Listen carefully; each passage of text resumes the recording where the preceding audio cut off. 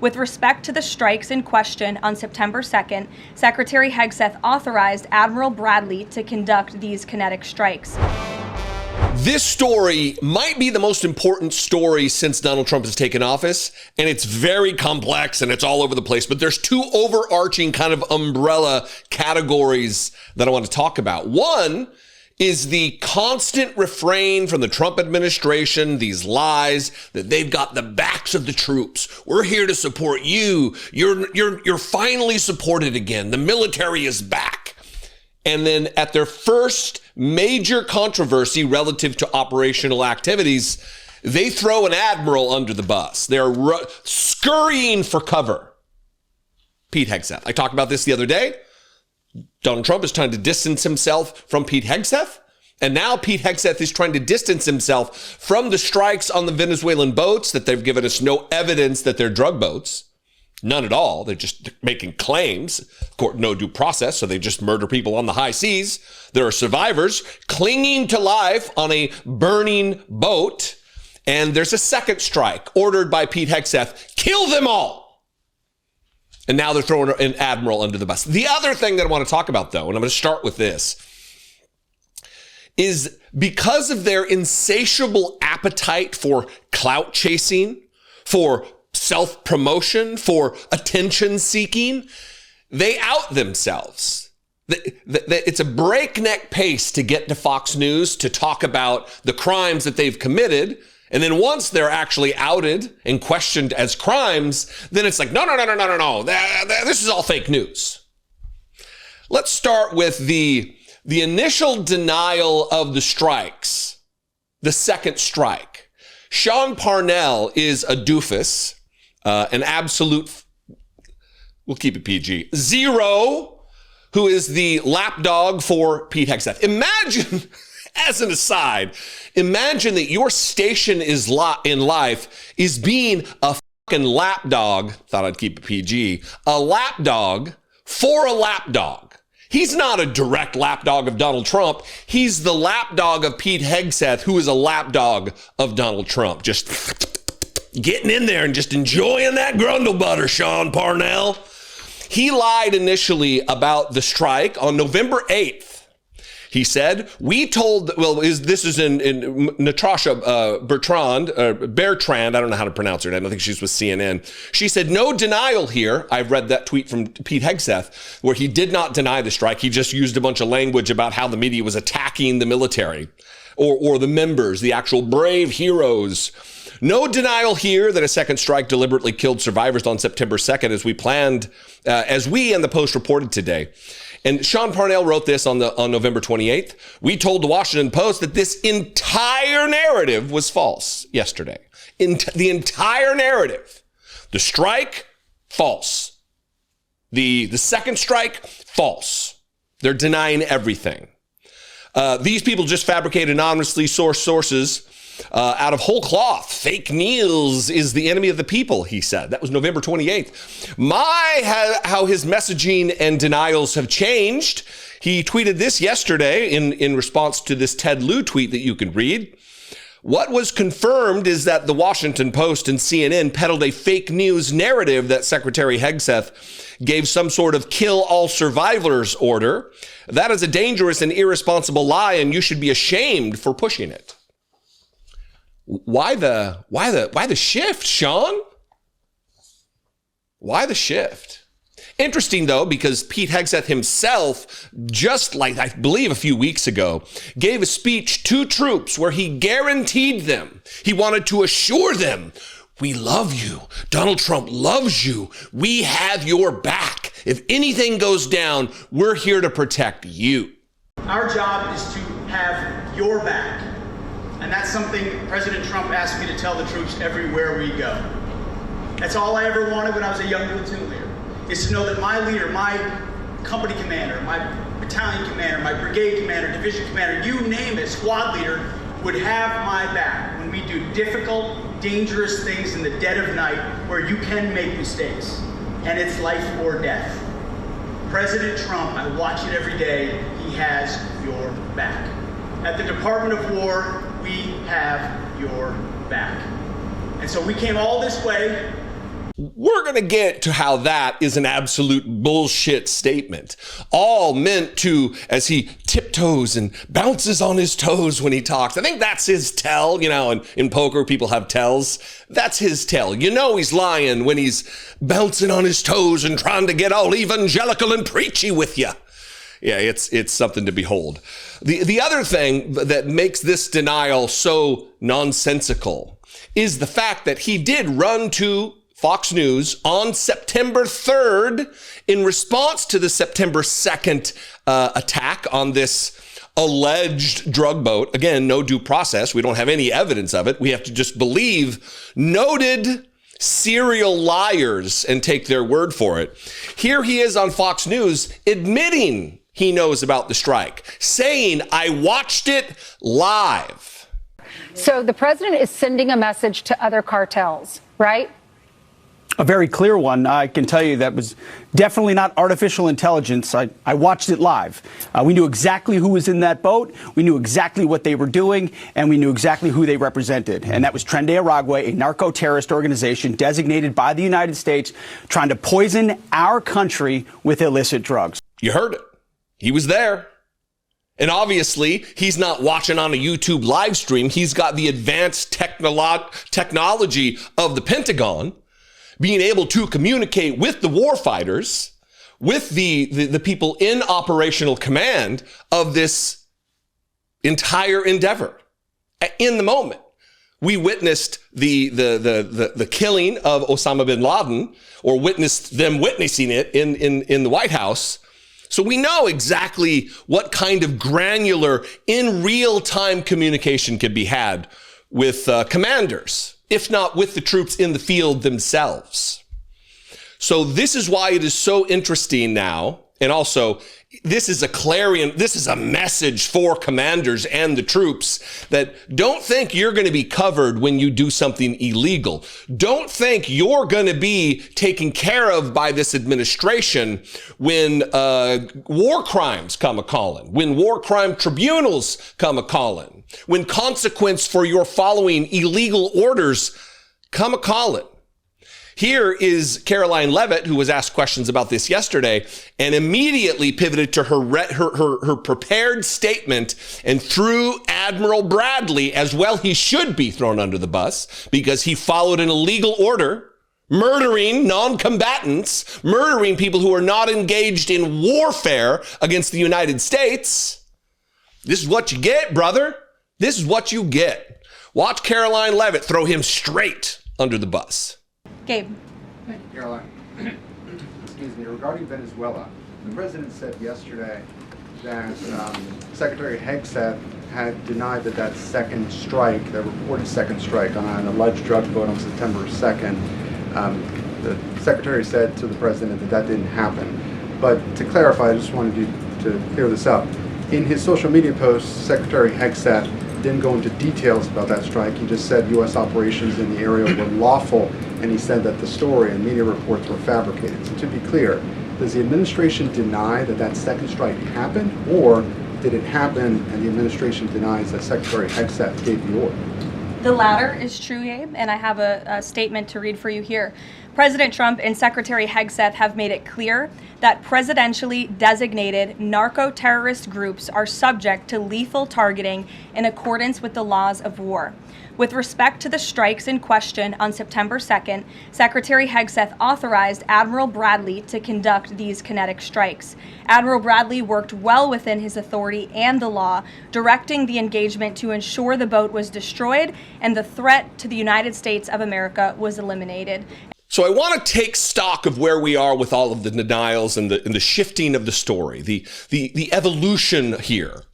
They've denied second strike, denied. We saw that in Sean Parnell's tweet. Then it came to, the second strike happened, but Pete didn't know anything about it. Donald Trump said that on Air Force One. And now here we are from the podium in the White House press briefing room, Caroline Leavitt saying, it happened. But Secretary Hegseth also authorized Admiral Bradley to conduct these kinetic strikes. Look, it wasn't Donald Trump. He authorized Pete Hegseth, who in turn authorized Admiral Bradley. This is all on Admiral Bradley. If you have criticisms, you got to take them to Admiral Bradley. He's the one who pulled the trigger on this whole operation. Even though now we know from Pete Hegseth's own whiskey-soaked mouth, and I enjoy my whiskey. I'm not, I got to get my invectives in where I can. From Pete Hegseth's own mouth that he was there. He saw it live. He watched it take place. So all of the denials should fall on deaf ears of anybody who's actually paying attention here. Admiral Bradley worked well with his authority and the law. No, he did not. Directing the engagement to ensure the boat was destroyed. Notice this is a prefabricated statement for her to read. Not off the cuff. They wanted the precise language written here, spoken here. Now, the good thing that's coming from this is that people in the military are starting to wake up. People within the national defense apparatus of the United States are starting to understand they're not going to be covered by Donald Trump. They will be thrown to the wolves. They will be held accountable where no accountability will be given to Donald Trump or Pete Hegseth. He will be covered like the son that Donald Trump never had, the loved son that Donald Trump never had. He will be covered by pardon. Not so with Admiral Bradley, and I think they're starting to realize that. I'm going to read a couple paragraphs, 3 or 4 paragraphs from this Washington Post article, but get a load of this headline. Hegseth, with White House help, tries to distance himself from boat strike fallout. As Congress vows accountability, the Trump administration emphasized it was a top military commander, not the defense secretary, who directed the engagement. Officials in Congress and the Pentagon said Monday they are increasingly concerned that the Trump administration intends to scapegoat the military officer who directed U.S. forces to kill 2 survivors of a targeted strike on alleged, no evidence given, just to claim, suspected drug smugglers in Latin America as lawmakers made initial moves to investigate whether the attack constituted a war crime.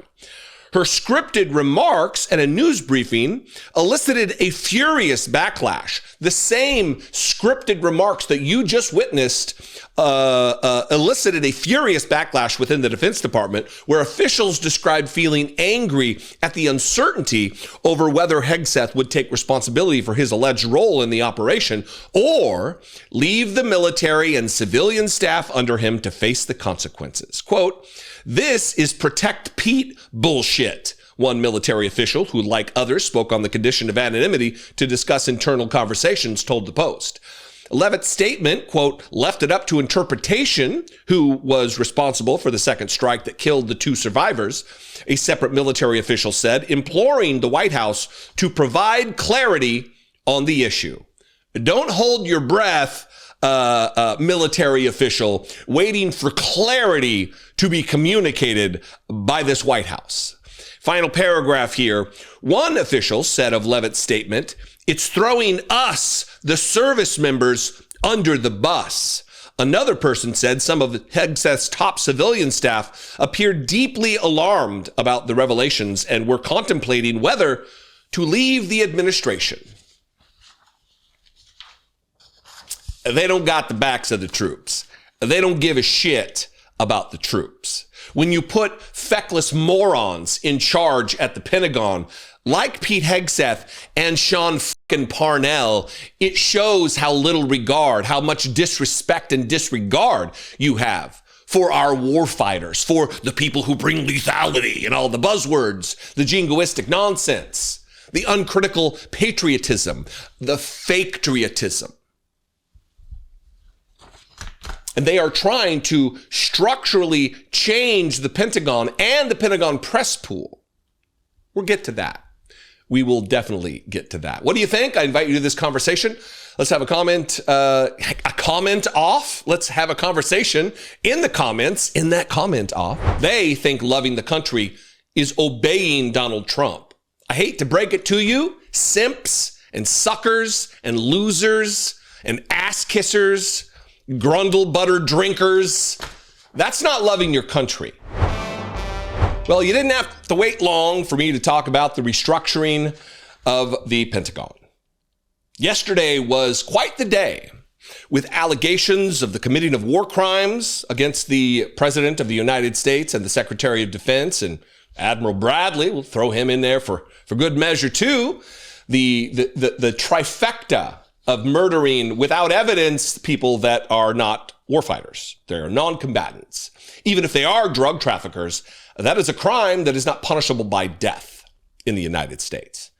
That is a crime that should be adjudicated by a grand jury, by an investigation, by a conviction, by a sentencing in a court of law where due process is cherished. That is not what's taking place. And rather than field a press pool that will report on these things, that will give the information to the American public that is owed to us, our birthright is accurate reporting. Our birthright is the truth. How is that something that can be refuted?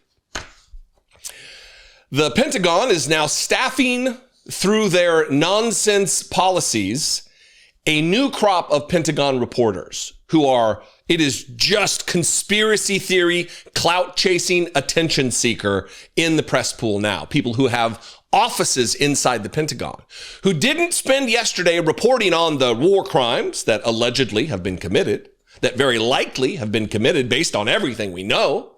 They didn't spend any time reporting on that. They spent time posting on Twitter about their new offices. These used to be the Washington Post offices. These used to be Bloomberg's offices. Now they're ours. Let the fun begin. It is just insane. And we're going to start with this particular tweet because Mike Lindell has an office inside the Pentagon. At least Lindell TV does. Like that's a real thing.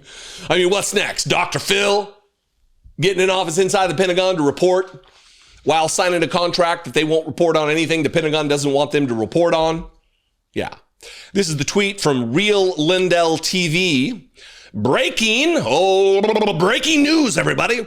Lindell TV gains historic access to Pentagon briefing room. For the first time, new media outlets like Lindell TV are being welcomed into the Pentagon, a space once reserved for legacy networks who, quote, refuse to sign basic ethics agreements. Heather Mullins reports live from inside the briefing room where top military leaders, including Secretary of War, will deliver national security updates. Quote, this is one of the craziest experiences of my life as a journalist. For years, media like ours wasn't allowed here. That's finally changed. A new era of journalism has arrived, and it starts with truth, accountability, and respect for those who serve. Quote, this isn't just a press privilege, it's a responsibility. We're here to ask questions the American people deserve the answers to. I guess my main question that I think I deserve an answers to is that really Heather Mullins, or is that Mike Lindell in a dress? Like, I got questions. And maybe this minute and 46-second element of this clip, it's like a almost 7-minute video that she posted to Twitter. But the most important aspect is just the first minute and a half or so. So here is this. You decide whether it's Mike Lindell in a dress, and we'll talk about some of these other idiots who now have access to the Pentagon and the Defense Department. And here we are live at the Pentagon representing Lindell TV. This is actually one of the craziest experiences of my life as a journalist. The fact that we have the opportunity to be a part of this briefing room that prior years, new media like ours was not allowed in this room. And in fact, what you're seeing behind me, this is the actual briefing room where the Secretary of Defense and other top Pentagon officials will be coming out and giving America essentially briefings on the movements of our military.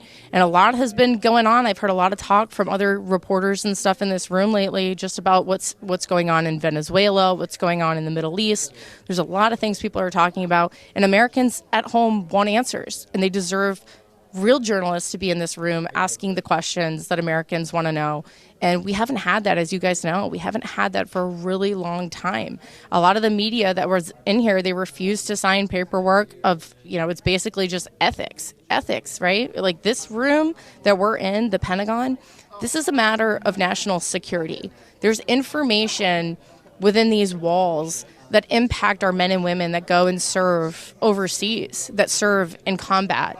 And so part of being in this room, it's not a right, it is a privilege. And so when journalists like myself and journalists like you see in this room here are in this room, there is an expectation of moral conduct and things you're allowed to do and things you're not allowed to do.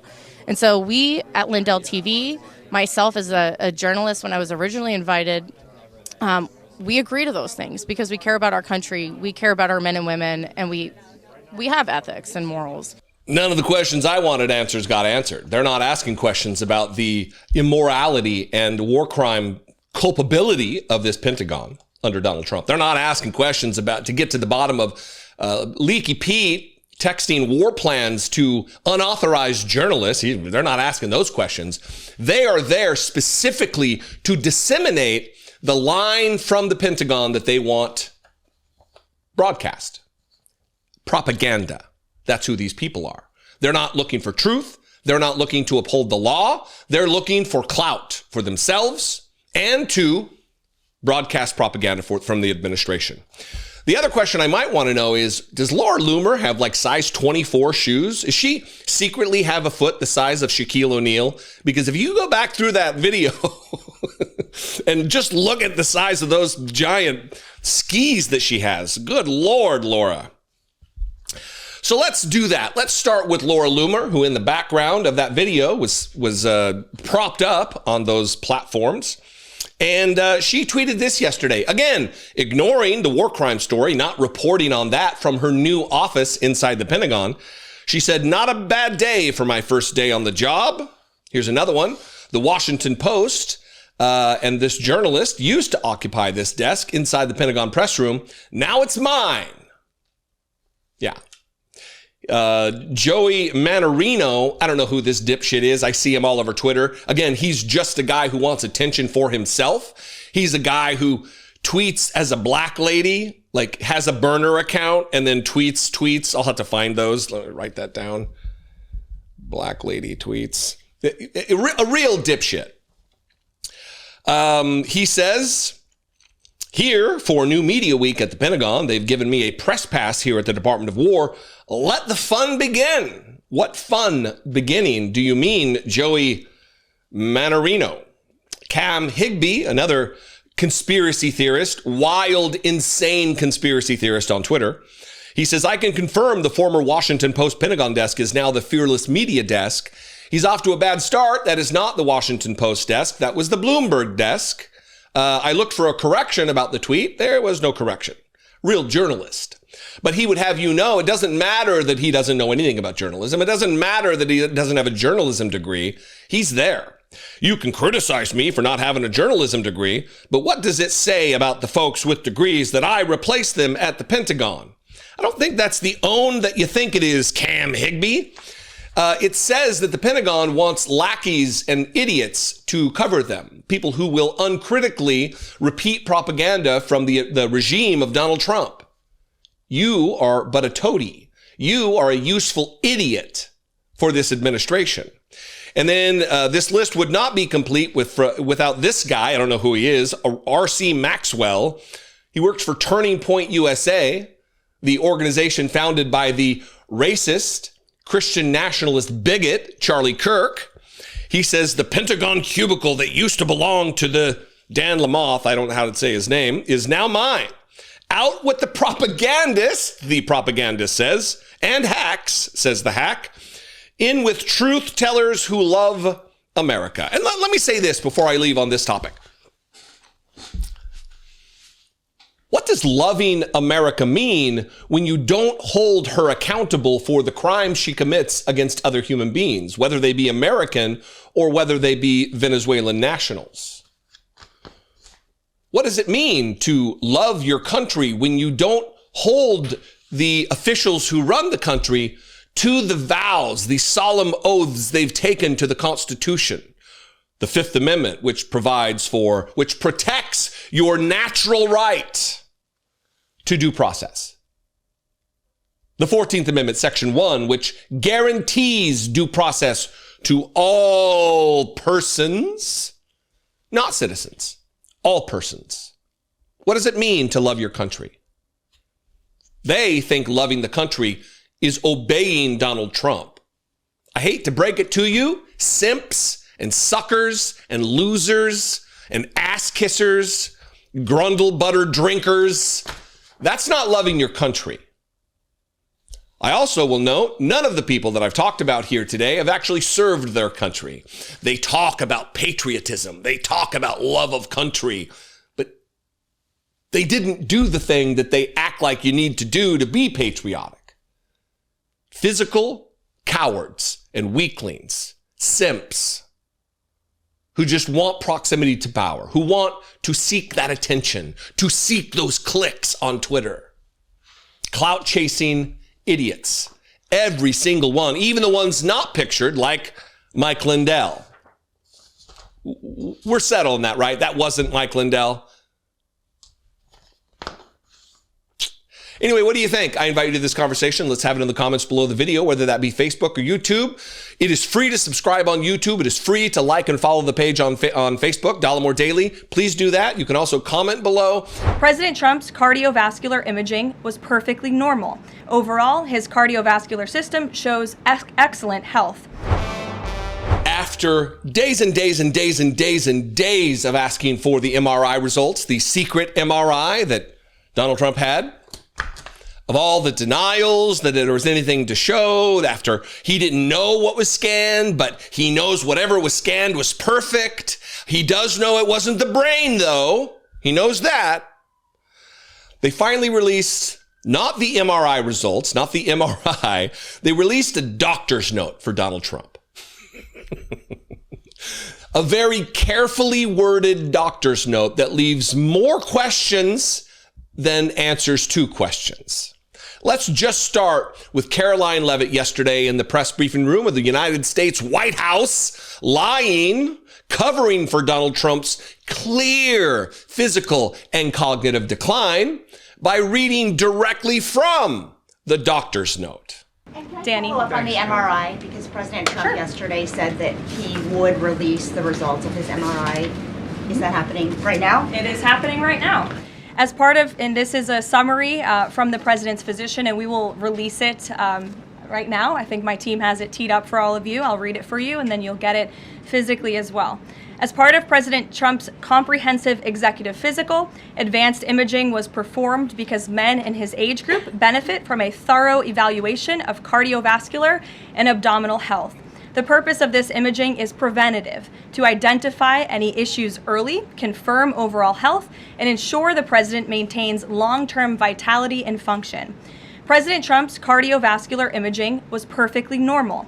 No evidence of arterial narrowing impairing blood flow or abnormalities in the heart or major vessels. The heart chambers are normal in size, the vessel walls appear smooth and healthy, and there are no signs of inflammation or clotting. Overall, his cardiovascular system shows excellent health. His abdominal imaging is also perfectly normal. All major organs appear very healthy and well perfused.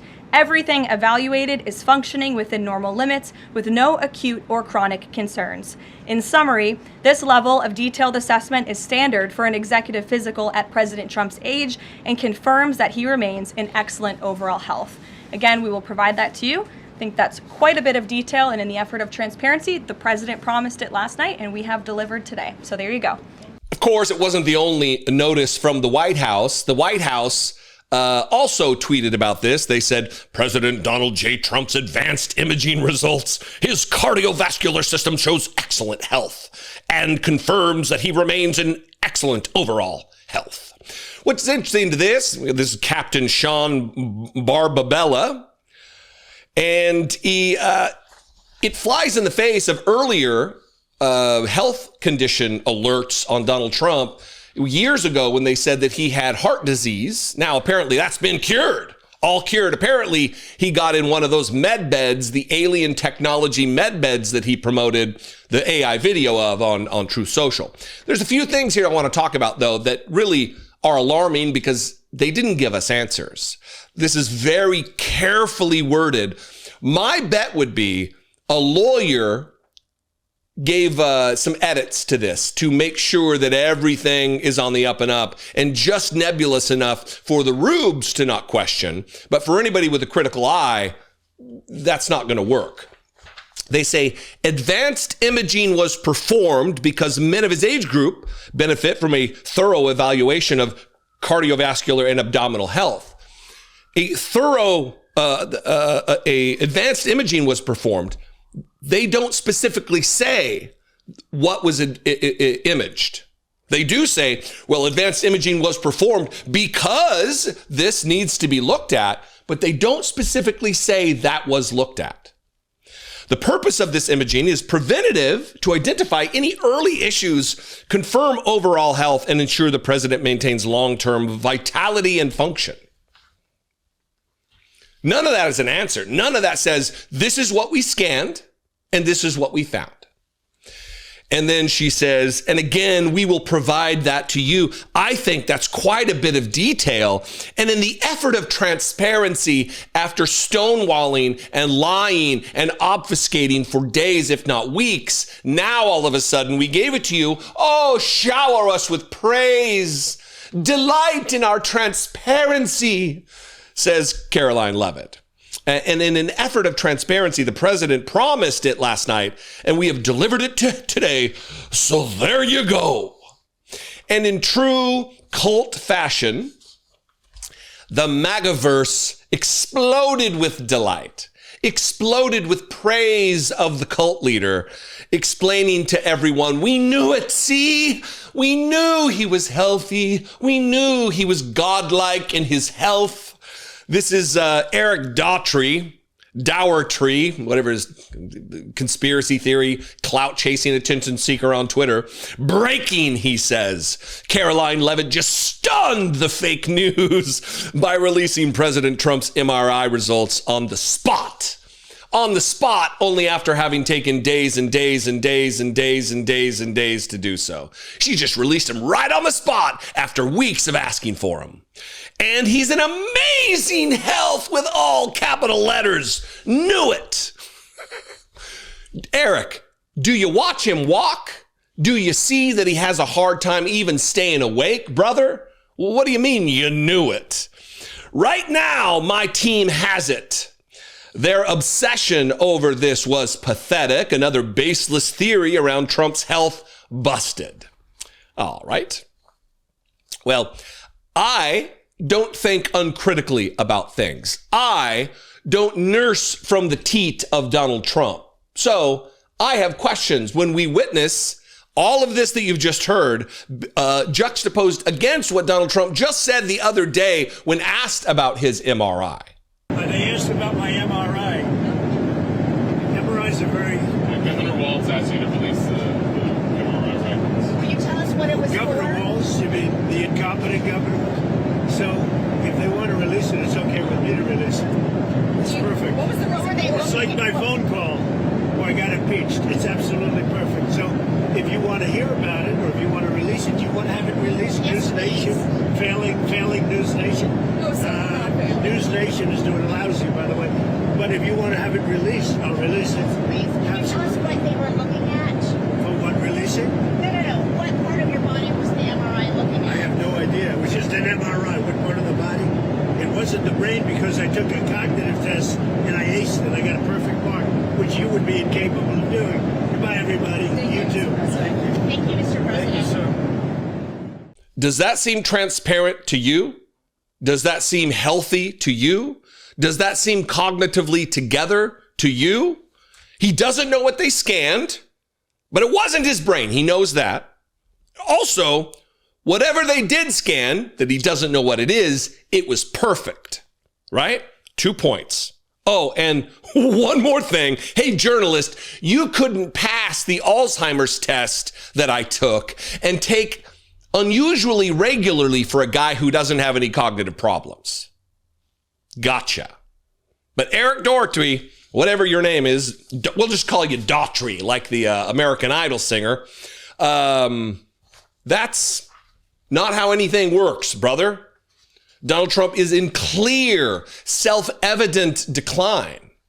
To anybody who's not just a propagandist, and the doctor's note isn't changing anybody's hearts and minds.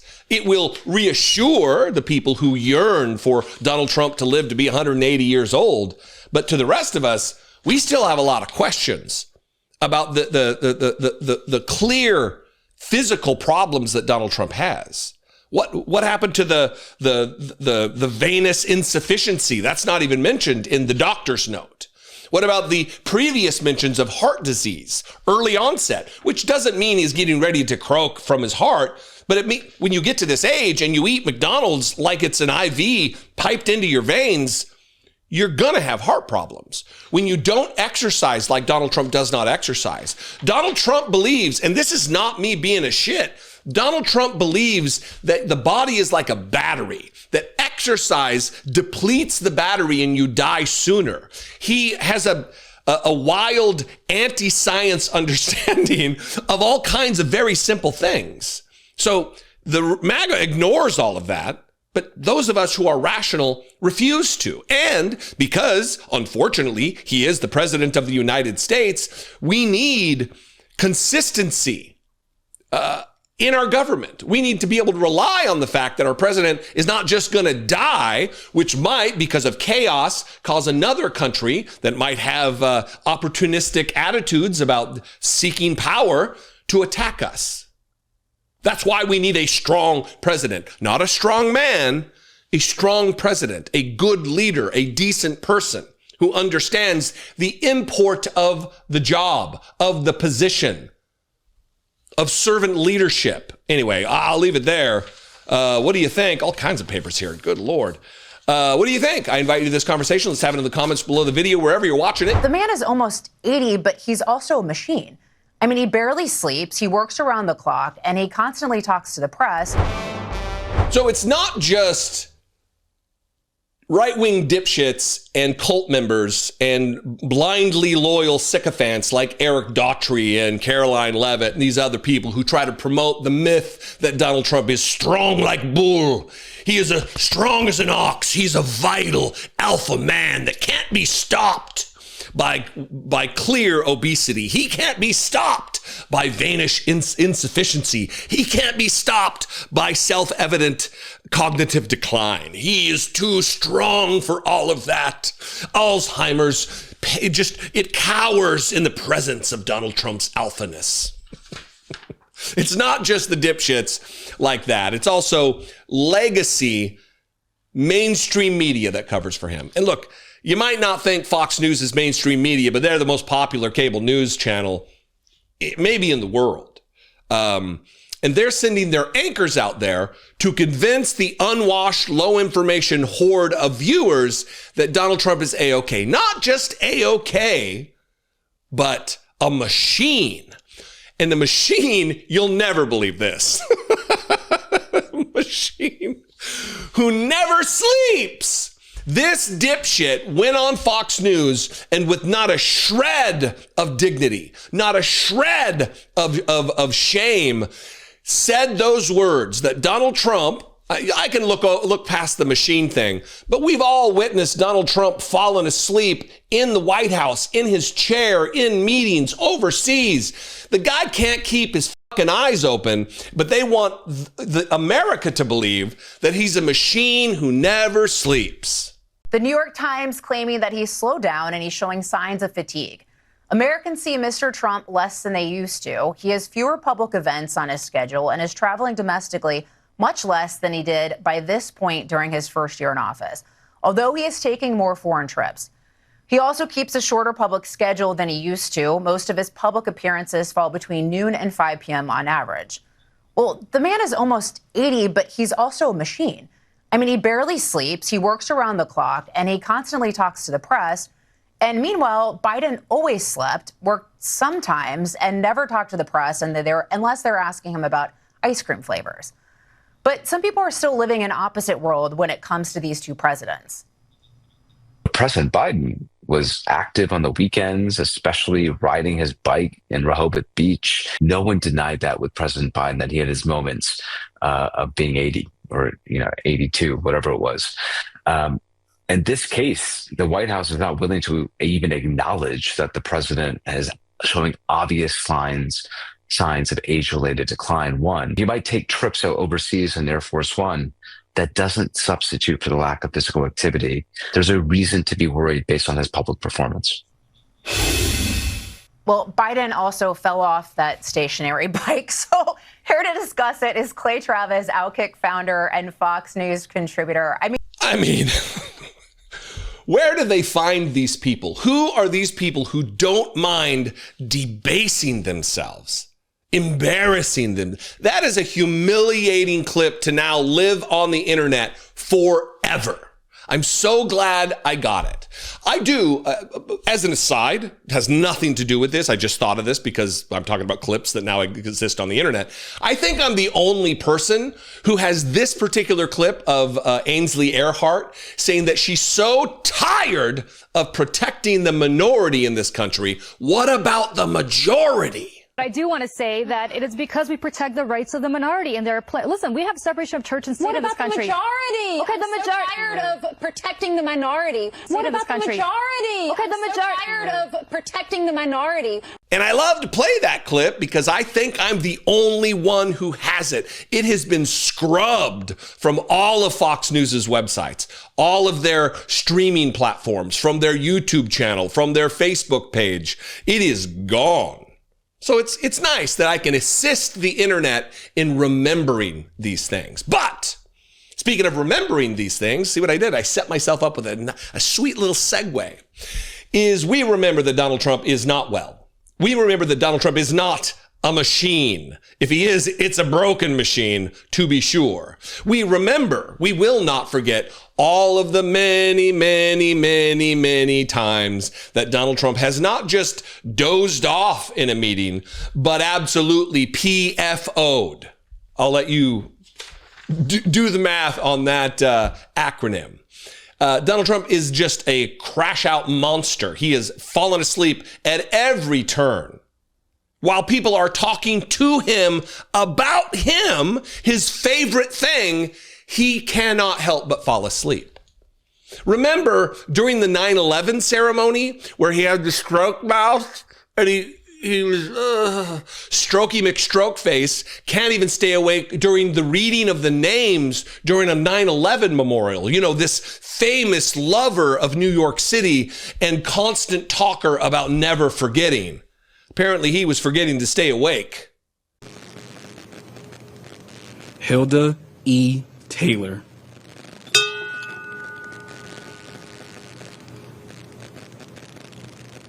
Lieutenant Colonel Kip P. Taylor, United States Army.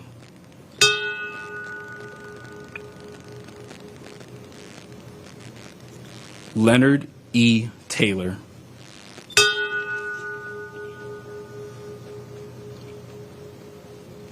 Sandra C. Taylor.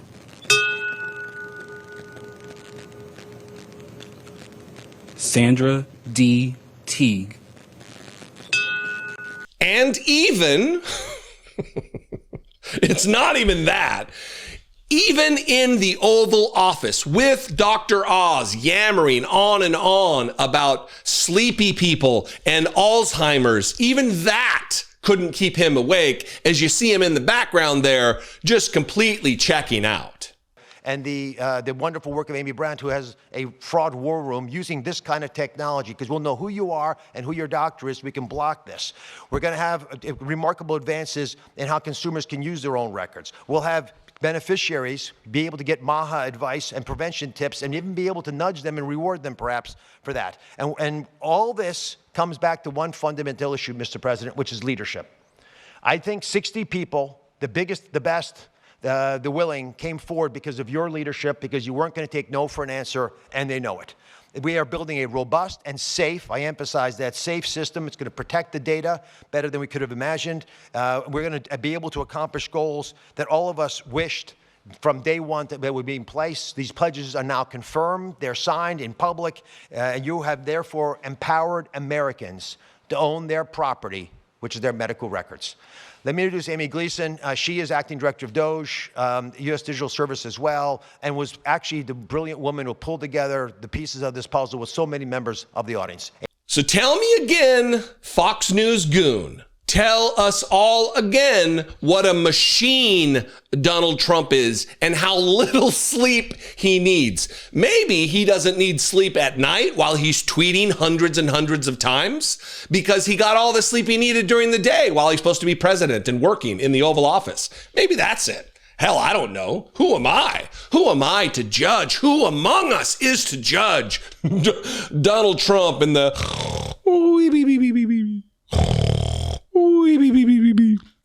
sleepy nature that is just inherent. It is latent. It is just within him to take serious octogenarian naps during the workday.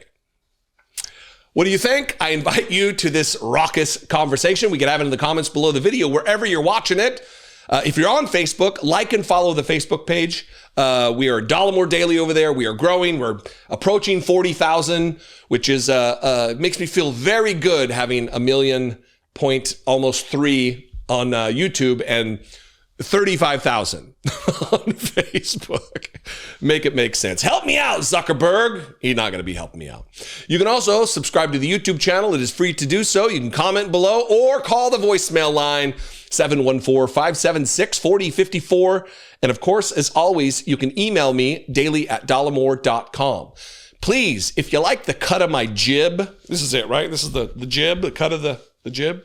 If you like what I do, if you prefer my bombasticness or the way I present or whatever, please consider supporting this channel in independent media and the work we do.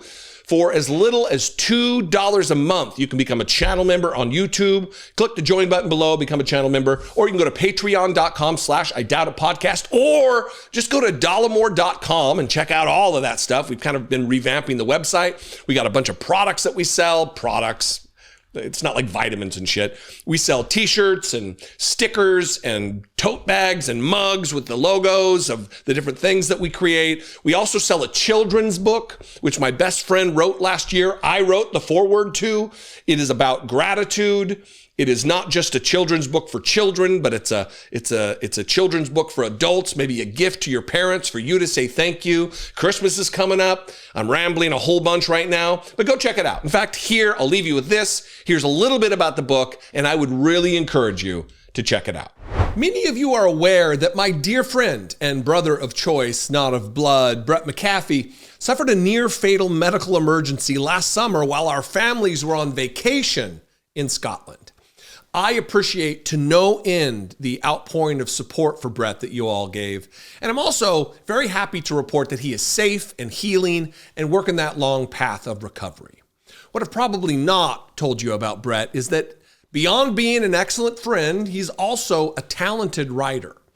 We have been the best of friends since we were kids, and I have been continually inspired by his creativity and by the truly singular take that he has on life.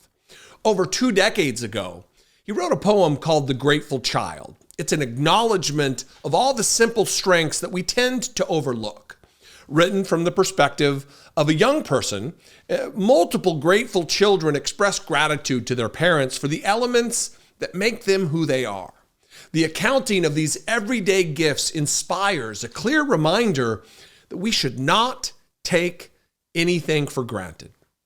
I've shared Brett's remarkable poem with numerous people over the years, and a reoccurring response is that this should be a book. Well, we finally decided to listen to those people. The Grateful Child is not only a children's book for adults in your life, it's also an adult's book for children in your life. Everyone will appreciate its straightforward yet elegant celebration of life's little endowments. Click the link below to pre-order now, or simply scan this QR code and order your copy or copies today. But this being an illustrated book, we could not survive on the words alone. To pair with Brett's touching words, we searched all over for an illustrator who could bring The Grateful Child to visual life. We landed on somebody right here in the community from this show. Leah Farshid is an internationally acclaimed illustrator who, like you, is also an audience member. The moment we saw the first images that Leah drew to accompany Brett's text, we knew we had a perfect combination. It brings me tremendous joy to share my best friend's beautiful poem and Leah's spectacular images with the world. Everyone can benefit from The Grateful Child, just as I benefit from Brett's lifelong friendship. Share this beautiful book with your children. Share it with your parents or other relatives. The Grateful Child is an easy and exceptional way to show appreciation for someone in your life, young or old. Support someone you love and support this channel by giving The Grateful Child. Click the link below to pre-order now or simply scan this QR code. I am pretty sure your children need a copy. And your mom, your nieces and your nephews, your Grandpa Charlie too. Don't forget Grandpa Charlie. I think he'd love this. Make The Grateful Child a part of your life. It has been such an excellent part of mine. This guy is so unqualified for the job. He runs around on a stage like he's a 12-year-old playing Army. And it is ridiculous. It is embarrassing. And I can't imagine what our allies think. So when the administration commits a war crime, allegedly, when Donald Trump is alleged to be a murderer and a war criminal, when Pete Hegseth is the same, rather than actually deal with the controversy and the decisions they've made, they run to try to punish people who are critical of them. People who have lived their entire adult life in service to this country, like Mark Kelly. Mark Kelly, he's a little bit too middle of the road for me relative to Democratic politics. I still have a lot of respect for him. I still think he's great. I still think that we all should aspire to be the public servant that he is, that he has been, that he has proven himself to be. Navy captain, combat fighter pilot, has taken fire in combat. Astronaut, has been in space multiple times. United States Senator, the husband of a former congresswoman who almost lost her life to political violence in service to her country, Gabby Giffords. American hero story. These are like made for TV movie types of lives we're talking about. And they want to take him out because he criticizes war crimes. He acknowledges the danger of this administration and admonishes active duty troops to follow only legal orders. And for that, they want to punish him. Well, yesterday, Mark Kelly, the same Mark Kelly, and I don't throw the word hero around a lot, by the way. You got to do something special to be called heroic, even, in my mind. I think we've lowered the bar. This is an aside, has nothing to do with the video, but here we are. I think we've lowered the bar for hero. Just because you put on a badge and you thump people with your nightstick or kill them, unarmed black men in the street, doesn't make you a fucking hero. Just because you put on a fire hat doesn't make you a hero. Actions make you a hero. Not lack of fear, but action in the face of fear in a critical moment. That's what makes you a hero. I'm not a hero. Never have been a hero, right? Mark Kelly, I believe, is. So Mark Kelly gave a speech yesterday, like 38 minutes long, talking about his role in this and his criticisms of what's going on. And there's two moments that I want to highlight for you. One is him, the overarching thing, he's just burning Pete Hegseth and Donald Trump right to the ground. With accuracy and experience and understanding of the things he's talking about. He's not there to clout chase. He's not there for clicks. He's there to communicate to the American people the clear and present danger that is posed by Donald Trump and his ass-lick Secretary of Defense, Pete Hegseth. His white Christian nationalist Secretary of Defense, Pete Hegseth. His attender of a church that wants the 19th Amendment, which gave women the right to vote, repealed, parishioner Pete Hegseth. We'll start with Mark Kelly's comments about Donald Trump. I will not be intimidated by this president. I am not going to be silenced by this president or the people around him because I've given too much in service to this country to back down to this guy. In 1991, when Donald Trump was driving the Taj Mahal casino into bankruptcy, I was getting shot at over Iraq and Kuwait.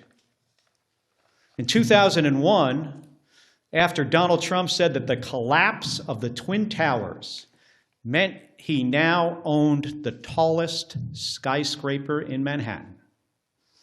I was carrying flags honoring 9/11 victims into space on a rocket ship.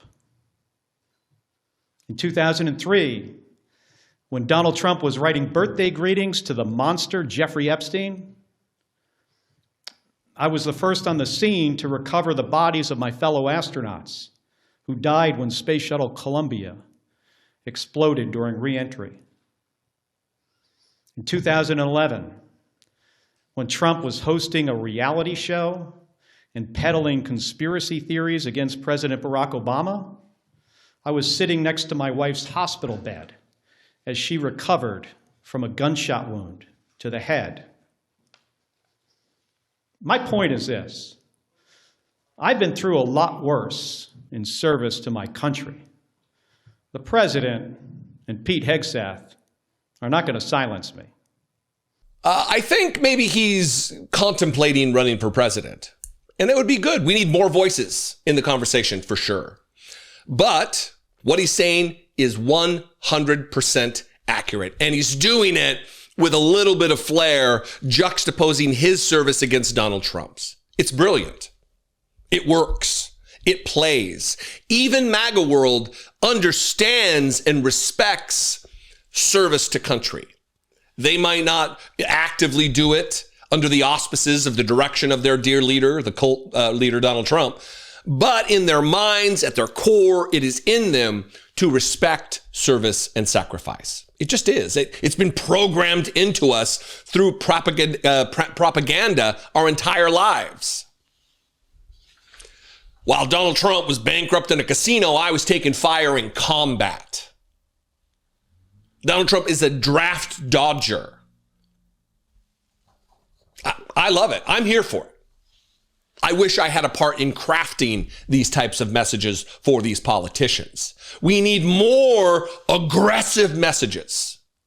We need more bombacity from our leaders in politics. In this day and age, it might not have played 20 years ago, but it certainly plays today. And we need to play the game by the rules that have been set by the opposition, because they're not following standard traditional rules. They don't care about what's normal. They don't care about customs and tradition. So we need to do that. And in this next clip, he doesn't just take Donald Trump to task. He goes straight for the jugular of Pete Hegseth, calling him a child. That his experience pales in comparison to that of Navy fighter pilot, captain in the United States Navy, which is a full bird colonel in the other services, astronaut Mark Kelly, United States Senator Mark Kelly. That go away, little boy, let the adults in the room lead. This guy is so unqualified for the job. I mean, think about this. He runs around on a stage talking about lethality and warrior ethos and killing people. We have the most competent, capable military this planet has ever seen by far.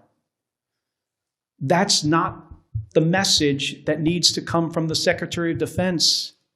The message should be about what's our mission and accountability and the rule of law and training. And let me make sure you're equipped to do really hard jobs. Let me give you all the tools you need to do something that often is an impossible mission. And instead, he runs around on a stage like he's a 12-year-old playing Army. And it is ridiculous. It is embarrassing. And I can't imagine what our allies think of looking at that guy in this job, one of the most important jobs in our country. In my view, after the President of the United States, it is the next most important job. He is in the National Command Authority for Nuclear Weapons. And last night, he's putting out on the internet turtles with rocket-propelled grenades. Have you seen this? This is the Secretary of Defense. This is not a serious person. He should have been fired after Signalgate. And then every single day after that. Pete Hegseth should have been fired after Signalgate. Pete Hegseth should be fired now. Pete Hegseth should be, and I hope will be, impeached, convicted, and removed from office. And as part of that, the United States Senate, if we get a large enough majority, also has under its authority during an impeachment trial to disqualify for running for a federal office ever again. And that's what they should do. Pete Hegseth, because of the war crimes that he allegedly committed, should be impeached, convicted, and removed, and disqualified from further public office. Donald Trump, the same thing should happen. But if we have to start with the small fries first, let's do that. Mark Kelly, I'm here for this messaging, sir. Good job. Somebody from Arizona, get him on the horn. Let's get him on the show. What do you think? I invite you to this conversation. We can have it in the comments below the video, wherever you're watching it, whether that be Facebook or YouTube. When capitalism is rising up to gobble up Donald Trump, the passionate defender of capitalism, it should tell you everything you need to know about what Donald Trump's policies are doing to business. More of this, please. More of this. Before I start this story, you already know what it's about. You've seen the thumbnail. You've seen the title that Costco is now suing the Trump administration for their illegal tariffs, right? I want to say this. This isn't some kind of a fanboy letter, love letter to Costco. Costco is a corporation that doesn't give a single shit about you. They care about your wallet. And the reason they're suing the Trump administration for this illegal tariff policy, this illegal power grab, this abdication of its role in Congress to actually regulate trade and tariffs, the reason they're doing it is because it's hurting their bottom line. They are holding the line right now relative to pricing. They say in this article multiple times to protect the consumer, to protect the customer, but it's because protecting the customer in this case protects their bottom line. It does eventually is going to lead to more customer loyalty. I don't hate Costco. I think Costco's great. I have a Costco membership, but I want it to be very clear that this isn't Costco being patriotic. This is Costco doing what is good for them in this capitalist makeup that we have. Okay? I think that's very important because also it should signal to conservatives that Costco, titan of capitalism, is unhappy with Donald Trump and his insanity right now. This is the headline from the New York Times, from the NBC News. Costco sues the Trump administration seeking a refund of tariffs. The wholesaler is the latest company to sue a federal agency over the president's signature economic policy. Costco Wholesale has sued the Trump administration, asking the Court of International Trade to consider all tariffs collected under the International Emergency Economic Powers Act unlawful. You're going to hear the International Emergency Economic Powers Act talked about several times throughout this article, but it's going to be an acronym, IEPA. So when you hear that, know that it's the International International Emergency Economic Powers Act, okay?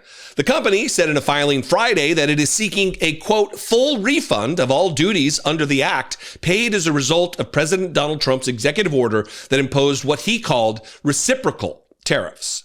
Because IEPA does not clearly authorize the president to set tariffs, the challenged tariff orders cannot stand, and the defendants are not authorized to implement and collect them. Costco's lawyer writes in the lawsuit, the Supreme Court is reviewing the legality of Trump's sweeping tariff agenda. In oral arguments in early November, justices appeared skeptical about the government's case to let them continue.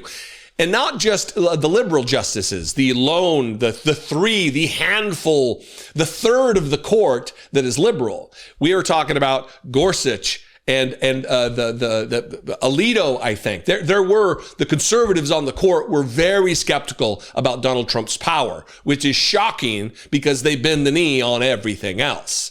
Costco does not say in the filing how much the duties have cost the company. Importers have paid nearly $90 billion under the IEPA law, according to the U.S. Customs and Border Protection data through late September. In May, on Costco's earnings call, though, Chief Financial Officer Gary Millerchip told investors that about a third of Costco's sales in the United States are imported products. Miller Chip said items imported from China represented about 8% of the total U.S. sales. Miller Chip said that while Costco was seeing a direct impact from tariffs on imports on some fresh food items from Central and South America, it decided not to increase prices, quote, because they are key staple items for its customers. Some of those fresh food items included pineapples and bananas. We essentially held the price on those to make sure that we're protecting the member, he said. They mean Costco's members. You have to be a member. Like you have a little membership card with your picture on it to get in. And then they accost you on the way out, checking to make sure that their members didn't steal anything from them. It's a business based on trust, y'all. In September, Miller Chip told analysts, we continue to work closely with our suppliers to find ways to mitigate the impact of tariffs, including moving the country of production where it makes sense and consolidating our buying efforts globally to lower the cost of goods across all markets. Through the end of October, the government had collected, get a load of this number. Through the end of October, the United States government, had collected $205 billion in tariffs. $205,000 million.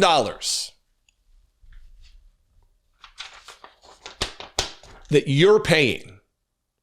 The end user pays the tariff that gets passed on to them by the person who's importing the good, the American company, the American person who is importing the goods, the American company like Costco who imports the goods and either has to eat that tariff, but the vast majority of companies pass it on to the consumer. They're not doing it because they don't want to lose business by passing it on to the consumer. They still want to be known as the low-cost wholesaler in this business. With Friday's lawsuit, Costco becomes the latest major company to seek tariff refunds through the courts. They're not the only one. Global cosmetics giant Revlon, eyeglass maker Essilor Luxottica, I think that's Luxottica, not an eyeglass wearer that's not Warby Parker. Motorcycle manufacturer Kawasaki, canned good food seller Bumblebee, Japanese auto supplier Yokohama Tire, and many smaller firms have also filed similar suits. While we wait for the Supreme Court, I think it is prudent for businesses like this to take this to court.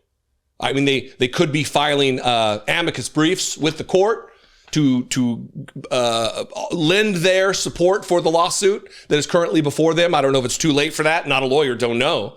But let me tell you, Donald Trump, when capitalism is rising up to gobble up Donald Trump, the passionate defender of capitalism, it should tell you everything you need to know about what Donald Trump's policies are doing to business. And by virtue of that, to the economy of the United States.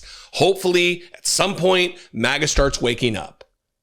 These companies that aren't your friend, they're a friend of dollars. They're a friend of making money, of accumulating profit and capital. They are turning against Donald Trump. It should tell you everything. Costco is not some woke, liberal political organization. They are a cog in the capitalist machine that wants to accumulate and hoard as much wealth as they can. Wake up, MAGA. Donald Trump's not a friend of the economy. He's a friend of his billionaire class people who want to grift and make as much money as they can while harming the United States economy at large. Anyway, my voice is starting to go. What do you think? I invite you to this conversation. Let's have it in the comments below. I'm sure we can disagree agreeably. I haven't said that in a long time, so I said it wrong.